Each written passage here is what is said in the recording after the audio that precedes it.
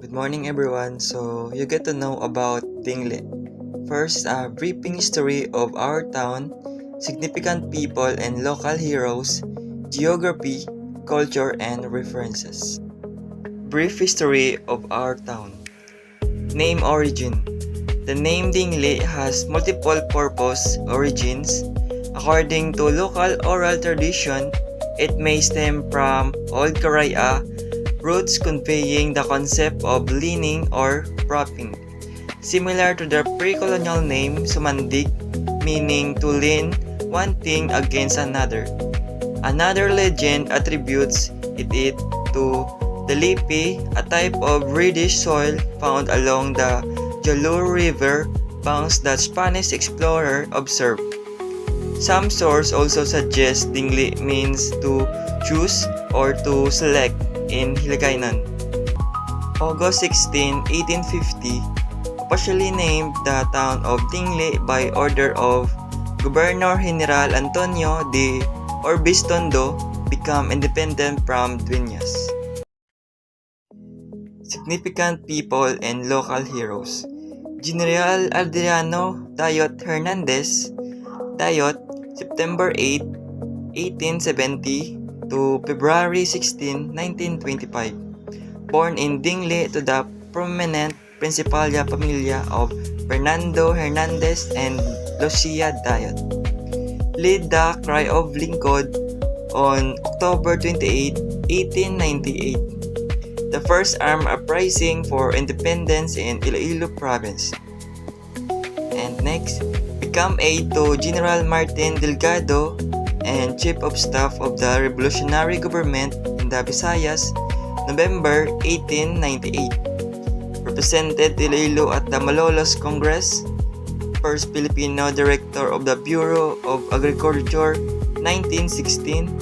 Fifth Governor of Iloilo, 1912.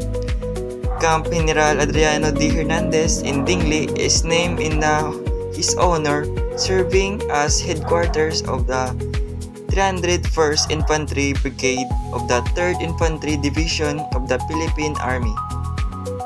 Geography. Municipal status. Classification, 3rd class municipality. Province, Iloilo, Western Visayas Region, Philippines, District or District of Iloilo. Future and details. Land area, 9.37 km or 7,750 hectares. Barangays, 33. Population on 2025 census, 4,965. Distance from Iloilo City, 37 kilometers. Topography, land low, located in island remote from coastal and roads. Economic aspect and livelihood. Agriculture. Primary economic activity, rice farming and root crops. Hydroelectric power, home to the Tinokwan Hydroelectric Power Plant, generating 110 megawatts for Panay Islands, earning Dingle the reputation of the power giant center of the province. Eco-adventure, tourism, world-class rock climbing sites, historical caves, natural spring and dams. Flora and fauna. Bulabog Putia Natural Park, the biggest limestone rock formation in Panay, excluding Guimaras.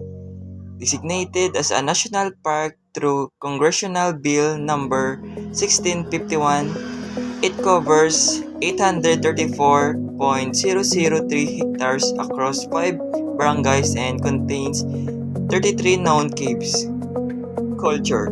Dingle Town Fiesta, celebrated every June 24 in honor of Patron Saint John the Baptist.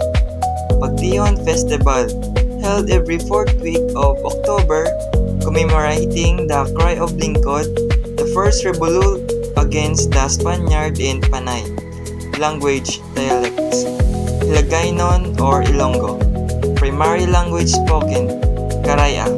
Indigenous language with historical significance. The name Sumandig is Karaya in origin. Historical site and infrastructure. St. John Baptist Parish Church, completed in 1886. Labao Dungon and Matan Ayon, folk heroes of the ancient Visayan epic. Kinilawod and progenitor of the pre-colonial Kadatuan and Spanish colonial Principalia of Tinglet. A rock believed to the Baudrungon throne exists in Sumandig, where wedding ceremonies were held at the As or Blessing. Pre-colonial cave inscription found in the area, unique traditions. The Dayot family has maintained political and social prominence in Tingle for generations, with multiple family members serving as municipal president and revolutionary leader.